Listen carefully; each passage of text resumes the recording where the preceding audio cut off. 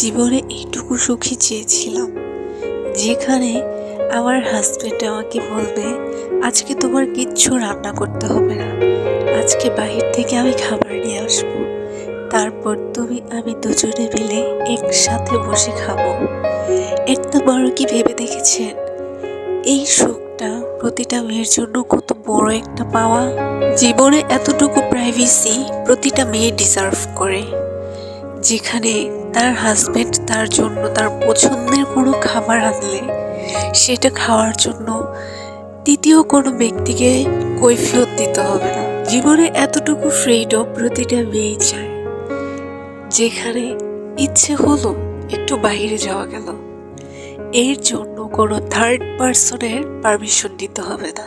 জীবনে এইটুকু আনন্দ পাওয়া খুবই দরকার, যেখানে হাজবেন্ডের সাথে অভিমান করেছেন, সেই অভিমানটি ভাঙানোর জন্যই আপনার হাজবেন্ড আপনার জন্য এক ব্যাগ ভর্তি গিফট এনেছে। একটা বার ভেবে দেখেছেন ওই মুহূর্তটা কতটা সুন্দর? আল্লাহর রহমতে আমার হাজবেন্ডকে নিয়ে আমার জীবনে কোনো অভিযোগ নেই। আমার জীবন আমি যতটুকু চেয়েছি তার থেকে অনেক বেশি কিছু পেয়েছি, আলহামদুলিল্লাহ। জীবনে এই সুখটুকু পেতে চাইলে ফালতু নোংরা লোকদের অ্যাভয়েড করুন।